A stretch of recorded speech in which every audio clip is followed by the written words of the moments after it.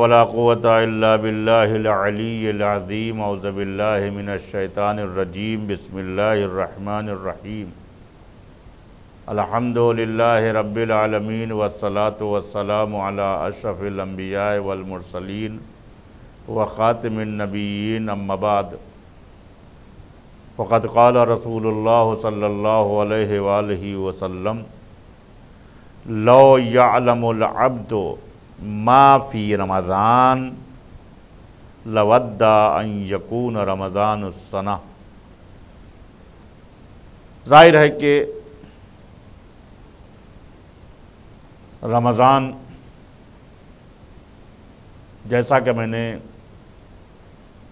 پچھلے دروس میں آپ سے بیان کیا کہ ہمارے لیے ایک نعمت ہے، ایک بہترین یعنی جو ہے یہ ہمارے لیے موتی ہے۔ اب ہم کو اس موتی کو بحفاظت استعمال کرنا ہے، لہٰذا ہم کو جب اللہ نے زندگی دی ہے اور یہ موقع دیا ہے، پتہ نہیں اگلے سال ہم رمضان میں زندہ رہیں یا اس دنیا سے گزر جائیں، تو ہم کو چاہیے کہ یہ ہم جب ہمیں زندگی کے بارے میں نہیں معلوم ہے تو ہم کو چاہیے کہ جو ہے کہ یہ رمضان، یہ ایام یہ ہمارے آخری تھے۔ تو جب ہمارے ہاتھوں میں یہ نعمت آ چکی ہے تو ہم اس نعمت سے مستفید ہوں، ہم اس سے فائدہ حاصل کریں۔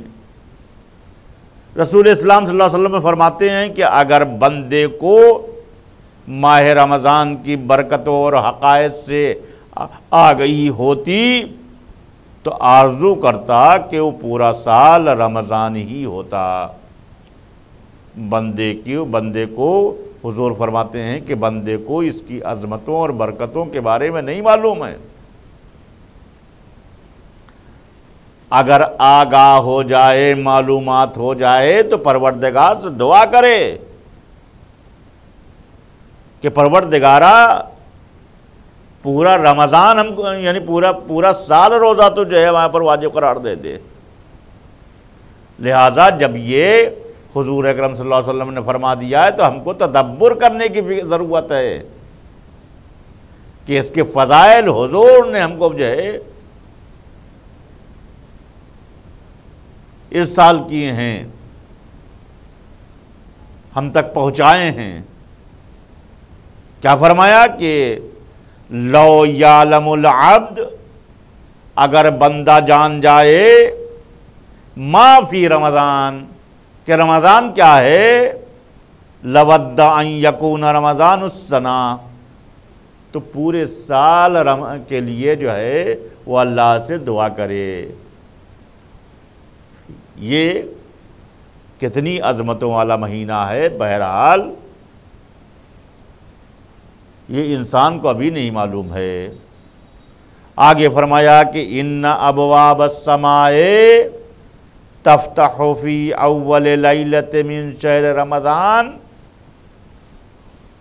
ولا تغلق الی آخر لیلۃ منہ، بے شک آسمان کے دروازوں کو ماہ رمضان کی پہلی رات سے کھول دیا جاتا ہے اور اس کی آخری رات تک انہیں بند نہیں کیا جاتا ہے۔ ماہ رمضان کے میں رحمتوں کے دروازے ہمارے لیے بالکل کھلے ہوئے ہیں، مغفرت کے دروازے کھلے ہوئے ہیں۔ شیطان جو ہے وہ مقید ہے، ہاتھوں پیروں میں زنجیریں پڑی ہوئی ہیں تاکہ شیطان جو ہے یہ ہمارے بندے کے دلوں میں کوئی وسوسہ نہ ڈالنے پائے۔ تو ظاہر ہے کہ یہ موقع ہمارے لیے بہترین موقع ہے۔ اللہ نے ہم کو حکم دیا ہے کہ ہماری نعمات سے مشرف ہو جاؤ. ما شئتم، جو تم چاہ رہے ہو وہ استعمال کرو، لیکن ہمارے قوانین کا لحاظ رکھو. آگے فرمایا لو علمتم ما لکم فی رمضان لزدتم للہ تبارک و تعالی شکراً. اگر آپ کو معلوم ہو کہ ماہ رمضان میں کیا چیز آپ کو مقدر کی گئی ہے تو آپ خدا بند متعال کا بے حد شکریہ ادا کرتے. حضرت علی علیہ السلام فرماتے ہیں کہ لو صوم القلب خیر من صیام اللسان و صیام اللسان خیر من صیام البطن. مولا علی فرماتے ہیں کہ قلب دل کا روزہ زبان کے روزے سے بہترین ہے، اور زبان کا روزہ شکم کے روزے سے بہتر ہے. صوم النفس ان لذات الدنیا انفع الصیام. نفس کا دنیاوی لذتوں سے روزہ مقید ترین روزوں میں سے ایک ہے. تو ہم کو اس مہینے میں اپنے نفس کے اوپر کنٹرول کرنا ہے، کنٹرول رکھنا ہے. جتنا زیادہ ہم نفس کو کنٹرول کر لے جائیں گے، ہم کو اس ماہ مبارک کی نعمتیں نصیب ہوتی جائیں گی. لہٰذا ہم کو اپنے نفس کو کنٹرول رکھنا ہے. آگے فرمایا کہ الصیام اجتناب المحارم کما یمتع الرجل من الطعام والشراب. روزہ خدا کے حرام کردہ کاموں سے اجتناب کرنے کا نام ہے. جس طرح کہ انسان اس مہینے میں کھانے پینے کی چیزوں سے پرہیز کرتا ہے. مولا فرماتے ہیں کہ دیکھیے روزہ خدا کے حرام کردہ کاموں سے اجتناب کرنے کا نام ہے. ظاہر سی بات ہے کہ جب آپ روزے میں ہوں گے تو اس سے دور رہیں گے. لہٰذا اسی لیے آپ کو یہ کہا گیا ہے کہ دیکھو ہم تمہارا امتحان لے رہے ہیں کہ 11 مہینے تم نے کیا کیا ہے. تمہارا ایگزام ہے. ارے بھائی دنیا میں جو ہے جب ظاہر سی بات ہے کہ جو ہے کہ 11 مہینے 10 مہینے اسکول میں بچہ پڑھایا جاتا ہے، اور اس کے بعد میں 12ویں مہینے سال بھر میں ایک دفعہ سالانہ امتحان ہوتا ہے. یہ دنیا کا قانون ہے. تو ظاہر سی بات ہے کہ وہ اللہ سبحانہ و تعالیٰ اپنے بندے کو کیسے جو ہے وہ محروم کر دے گا. لہٰذا اس نے ہماری جسم کی اصلاح کے لیے، ہمارے امتحان کے لیے یہ ماہ رمضان کا قیام کیا کہ دیکھو 11 مہینے تمہارے ہیں اور 12واں مہینہ میری مہمانی میں تمہیں گزارنا ہے. اب اس میں ایک طریقے کی مشق بھی ہے کہ آپ اس مہینے میں اگر کامیاب ہو گئے تو ظاہر ہے کہ جو ہے کہ اس زبان کے ذریعے سے آپ کسی کو برا کہنے سے پرہیز کرنے لگیں گے، یہ آپ کی عادت پڑ جائے گی.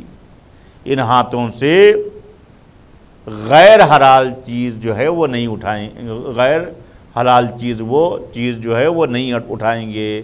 ان پیروں کو حرام جگہ پر لے جانے سے منع رکھیں گے. تو لہٰذا اس امتحان میں اسی طرح کامیابی حاصل کرنا ہے، اور یہ سال بھر کنٹینیو کرنا ہے۔ ایسا نہیں ہے کہ مثال کے طور پر جو ہے وہ رمضان ختم ہو گیا، صاحب عید آ گئی، اب وہ بہت سے لوگ جو ہے وہ رمضان کی عید کے لیے جو ہے وہ نئے نئے کپڑے اور نئے نئے جو ہے وہ جوتے اور نئے نئے طریقے اور نئے نئے دنیاوی لذتوں سے آراستہ ہو جاتے ہیں، لیکن پھر بھی وہ محروم ہیں اگر روزہ نہیں رکھتے۔ لہذا روزہ عید اسی کے لیے ہے کہ جس نے ماہ رمضان میں روزہ رکھا ہو۔ اللہ کے انعام کا نام عید ہے کہ اللہ جو ہے مجھے جو روزوں کا انعام دے گا، تو ظاہر سی بات ہے اس چیز کا نام جو ہے وہ عید ہے۔ روزہ خدا کے حرام کردہ کاموں میں اجتناب کرنے کا نام ہے، جس طرح کہ انسان اس مہینے میں کھانے پینے سے کی چیزوں سے پرہیز کرتا ہے۔ خدا نے دنوں میں سے جمعے کا مہینوں میں سے ماہ رمضان کا اور راتوں میں سے شب قدر کا انتخاب کیا ہے، یعنی انہیں دوسروں سے ممتاز کیا ہے۔ امام جعفر صادق علیہ السلام فرماتے ہیں، امام محمد باقر علیہ السلام فرماتے ہیں کہ روزہ اور حج دلوں کے سکون کا باعث ہیں۔ امام جعفر صادق علیہ السلام فرماتے ہیں کہ غرۃ الشہور شہر رمضان و قلب شہر رمضان لیلۃ القدر، بفضیلت ترین مہینہ رمضان کا مہینہ ہے اور ماہ رمضان کا دل شب قدر ہے۔ لہذا اس دل کے لیے بھی، جس کو جو ہے دل کہا گیا ہے، اس شب کی بھی ہم تیاری رکھیں ماہ رمضان میں، اس لیے کہ اس کے لیے خداوند عالم نے فرما دیا ہے کہ اس کی ایک رات کی عبادتیں 1000 سال کی عبادتوں سے بہتر ہیں۔ امام ہادی علیہ السلام فرماتے ہیں کہ فرض اللہ تعالی الصوم لیجد الغنی الجوع یحنو علی الفقیر، خداوند عالم نے روزے کو واجب قرار دیا ہے تاکہ مالدار کو بھوک کا احساس ہو اور پھر وہ فقراء اور حاجت مندوں سے محبت کرے۔ روزہ اس لیے بھی واجب قرار دیا گیا ہے کہ تاکہ امراء کو غربا کی بھوک و پیاس کا اندازہ ہو سکے اور اس کا احساس ہو سکے۔ لہذا یہ قوانین الہی ہیں۔ اپنی بارگاہ میں خداوند عالم سبھی بندوں کو ایک سا دیکھنا چاہتا ہے، اسی لیے حج میں حکم ہوا ہے کہ ایک کپڑے میں امیر اور غریب سب ایک کپڑے میں ہوں گے، یعنی جسے کہا جائے کہ ایک ڈریس میں ہوں گے۔ اسی طریقے سے ماہ رمضان ہے، ماہ رمضان میں جو ہے اللہ نے تمام انسانوں کو اوپر، چاہے وہ امیر ہو، چاہے وہ غریب ہو، چاہے وہ فقیر ہو، روزہ واجب قرار دے دیا گیا ہے۔ ہاں، روزہ بیماروں کے لیے نہیں ہے۔ ظاہر سی بات ہے کہ بیماری بھی ہم کو سب سے بڑا شکر ادا کرنا چاہیے کہ صاحب جو ہے اللہ نے ہم کو اس لائق کیا کہ ہم روزہ رکھ رہے ہیں۔ اگر جو ہے ظاہر سی بات ہے کہ اگر بیماری خدا ہمارے کوئی لاحق ہو جاتی تو کیا ہم روزہ رکھ پاتے؟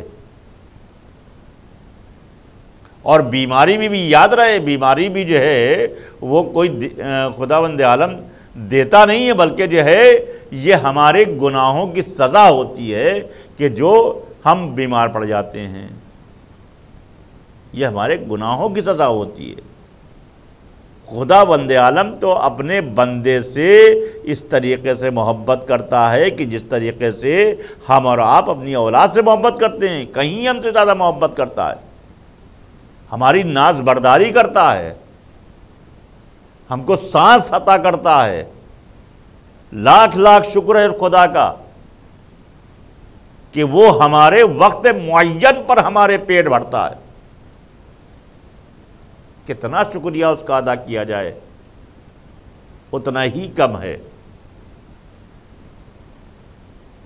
اس کا شکر ادا کرنا چاہیے۔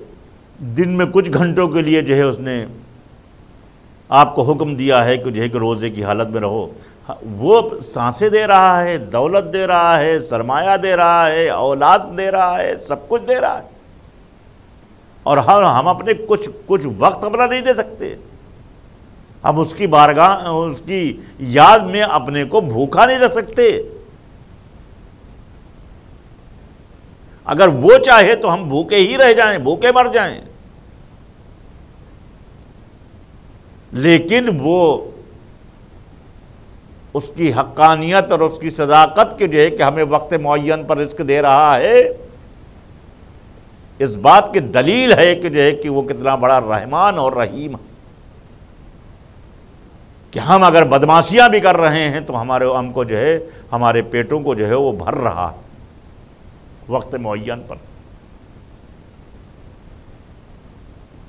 یہ اس بات کی دلیل ہے کہ خداوند عالم ہم سے کتنا محبت کرتا ہے، ہم کو کتنا چاہتا ہے۔ لہذا ہم کو چاہیے کہ جو ہے کہ ہم اس کی چاہت کو روز محشر نعمت میں جو ہے تبدیل ہونے کے لیے ہم اس کا بھروسہ اور یقین جو ہے